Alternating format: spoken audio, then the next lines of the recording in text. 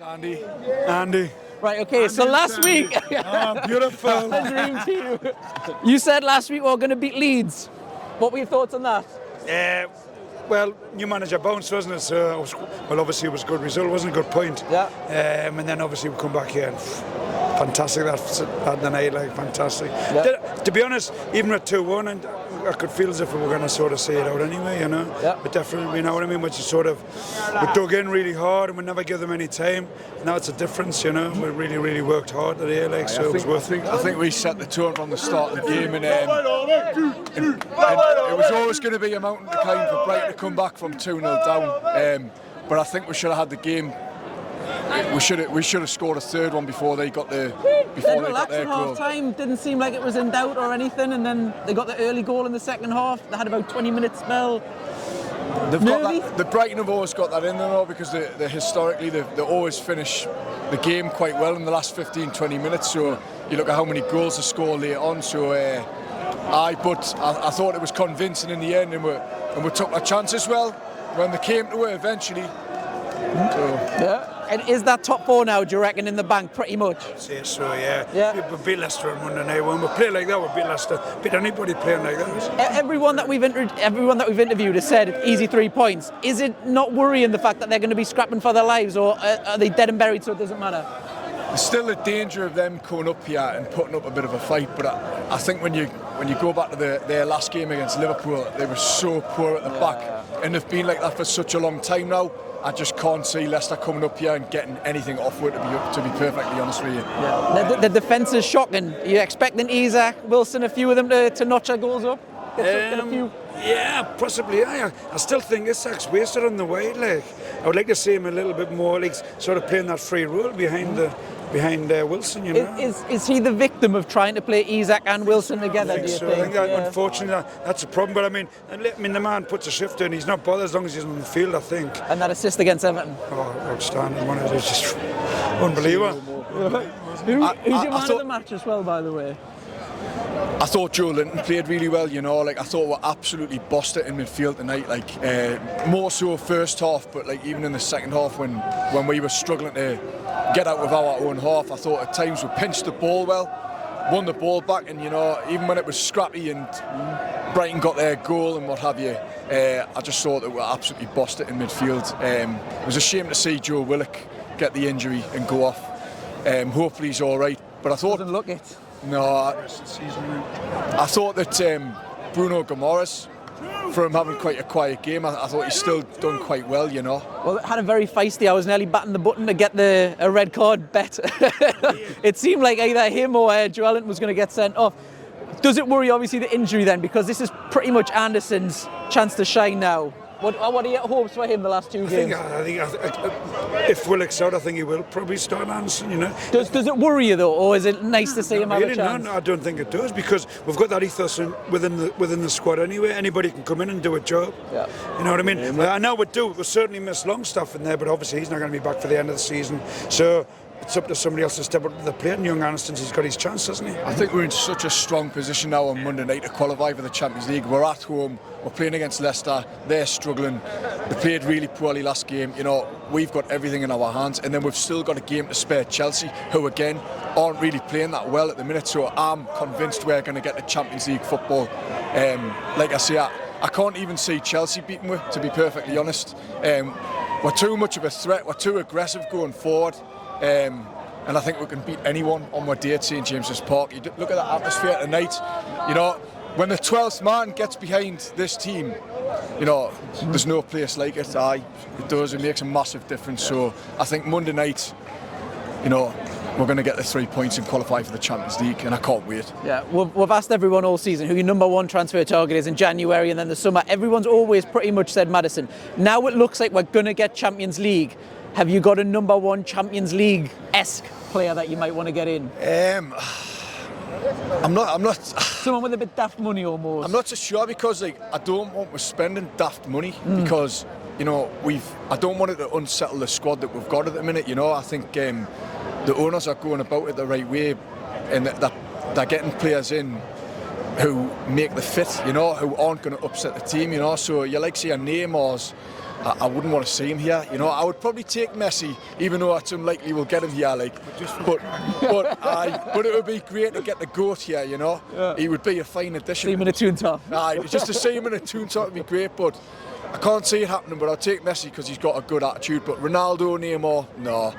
And then any other players in Europe that fit that category, then we don't want them here. We want proper players who are going to play for the Newcastle United shirt, you know. Yeah, you got any names? Well, it's just what Sandy says. It's right. I think that I can imagine that they'll have already sort of sussed out players and the players with the right attitude, and they might surprise me that they might not.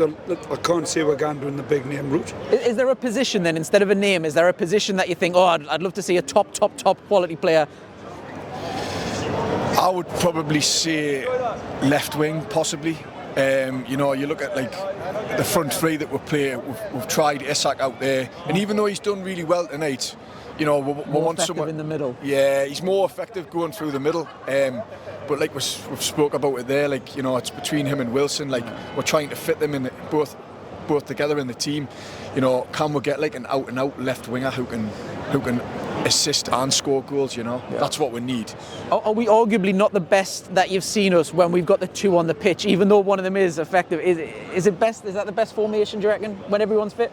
As I said before, I'd rather see sort of Isak sort of playing that sort of floating role behind, where he could be more effective. He always seems if he hugs that touchline, and it does look ineffective, you know, when he plays. He's looking to get in behind all the time, like a natural centre forward. Yeah, absolutely. And you kind of, I think he's going to be more dangerous, sort of dropping in that more in that middle area, you know. But I mean, as I say, I quite fancy that Diaby still by Leverkusen. He looks good. Yeah. He's a Champions League-esque kind of player. Yeah. And he's had that experience of playing in there as well. So with you then, so if you moved Isak over, that means you're dropping Callum Wilson. Who slots in place then with the current players that we've got? Of who? So if you're moving Isak in the middle in his preferred slot, who are you putting in that slot? We've got Maxi, we've got Murphy, we've got. I suppose. I mean, you're going to get a pre-season of young Gordon. I mean, obviously it's all this. Everybody's sort of gone on with the potential and all this. There is potential there. Eddie wouldn't have bought him. He's never usually that wrong. So give him a pre-season. Have you got big hopes for him? I mean, I think we've still got to. I've heard a lot of fans be critical of Gordon. You know, I've seen a lot of backlash on Twitter from his performances. But at the end of the day, he's still a young lad, and he's moved away from his boyhood club. He's still settling in the area, you know, so we've got to give him a chance. And like Andy says, give him a pre-season. And look at what Eddie Howe can do with players, you know. Look at what we know what he's done. I don't need to name the players.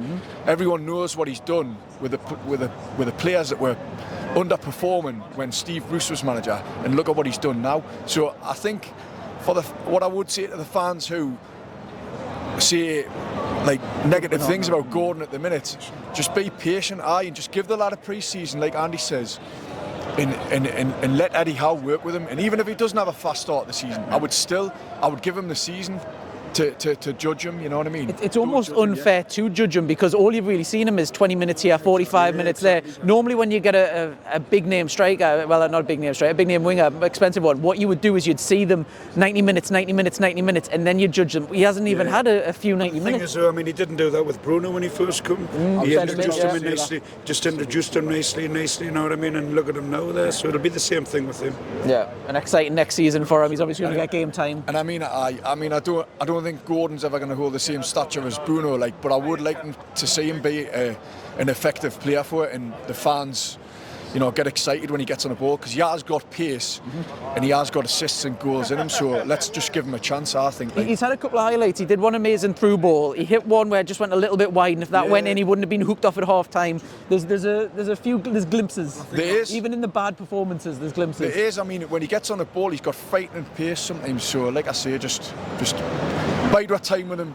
Give him a chance, and I believe that he will come good under Eddie Howe's stewardship, because, you know, the man's a legend already here, and his managerial skills are just second to none. It was today he was nominated for Manager of the Season. If you had to put your neutral hats on, is he Manager of the Season, or if not, who? For me, it's between. Well, I would say Eddie Howe. I'm not being biased, but I think what he's done here is amazing. I also think De Zerbi, to be fair, I think he's been a class act this season. And who's the other one? Pep. Pep might get the treble. Guardiola and Arteta, Unai Emery, I think he's been a class act as well. Be a good season for them possibly next season. Transfer window. I think he's done a similar thing to what Eddie Howe done last season with us. Although Villa weren't sitting in the bottom three, but it's a similar sort of thing. You know, he's come in and he's really getting the best out of all the players that he was left with really when he first come in. So I think between Emery, De Zerbi and Eddie Howe, but I'm obviously going to see Eddie Howe. Yeah, you going Eddie or are you going someone else? Well, of course I'm going to back my manager on it, but I can say being Pep because obviously they're going to win the league on. Do you think he's going to get the treble? After last night or whenever it was, ridiculous. That was outrageous last night, wasn't it? I think they'll blow Man United away in the cup final. Oh yeah, I think they're going to win the You just expect them to win, like no matter who they play against. Yeah, I would like to see Man City. Unpopular decisions. I don't know if many Newcastle fans would back us on this, but I would actually like to see Man City win it because I think the style of football that they play, the manager, he's complimentary of other teams. He complimented us when we played here and got the 3-3 draw against them. You know. He admired the fans and the atmosphere. He even spoke about it after the game. So I'm saying Pep Guardiola and I'm saying Man City win the Champions League. I want to see it happen. And Pep Guardiola, if he wins Manager of the Season, even though he's not in my top 3 nominations, then he's a worthy winner, you know. Yeah. With Pep, if they do win that, they're going to have more money to spend. You know that it's like us. They just need to do financial fair play. They've got the money there. Is it going to become a one-horse race, the Premier League? Because you've seen they're buying Calvin Phillips that they're not using. They're buying players. Is the gap going to widen? Because at the start of the season, we thought it was going to be Liverpool against Man City. It's turned out where it's Arsenal. Is the gap going to get bigger, do you think, next season? Quite possibly, but I think there's always the chance of the likes of Liverpool and Arsenal coming good again. Do you think Liverpool will? I think Liverpool will push on. You look at their form at the minute. You know they've really put us under pressure and made us sweat. Tonight. Just a bad first half of the season, really. That's cost them. It is essentially, but you know you've got to admire what Jurgen Klopp's done there in the last 8 years. You know he's won everything with them. So you know. You cannot knock him for that, what he's built there, and I think they definitely will come good next season. Yeah. To be honest, I think we might push on. They forget the right kind of signings again. You know what I mean? I think everything's there for us to sort of lay it out there as well. You know, so we could push on as well. You know. Is it going to be too? I mean, we obviously don't know what's happening with transfers or anything, but is that going to be too much? Do you think it's first season in Champions League? Do you think we put more focus on the Champions League or Premier League next season? I'm not so well. That's quite a good question. That I mean, it all depends on squad depth, doesn't it? The only problem is that we haven't got that. We're going to have to. You can say we're going to have to invest, and we're going to have to get rid of a lot of the dead wood that's we're not going to use. So we've got to get that right, haven't we? Whereas, as you say, as Sandy says, Liverpool not have that sort of depth. Yep. They've got to, obviously their midfield. They need to sort of do something with the midfield because their midfield's poor. Well, it's screaming out for Bellingham until he seems to be off to Real Madrid. Exactly. There's a lot of uncertainty over that as well, isn't there? So he hasn't signed yet. I thought it was done a couple of weeks ago. But they're on it with Real Madrid, hasn't it? Yeah, but it said 2 weeks ago. He's apparently agreed everything, but they're just not. It's a lot of money, like, and it's crazy. Crazy money. Top player though, young and his brother. He's basically got the pick of Europe, hasn't he? Bellingham can go anywhere he wants because he's just who can afford him. That's the only thing. There's not many. He's an absolute powerhouse in midfield, but I think he's going to probably end up at Liverpool. Yeah. I think it's a perfect suit for him. I think they need him as well. Are they too small though? Because he could go to Man City or I think so, but I think what I think is you'll probably look at Liverpool as more of a challenge, you know, so you can become more of a hero there. At Man City, you've got Gundogan, you've got Phillips, you've got Mahrez, you've got Bernardo, you've got all these top players. Will he want that? You know, he might want to be the big fish in a smaller bowl. So, he might join his brother and linking up with Sunderland potentially. Aye. Yeah, no. That's definitely a challenge. That.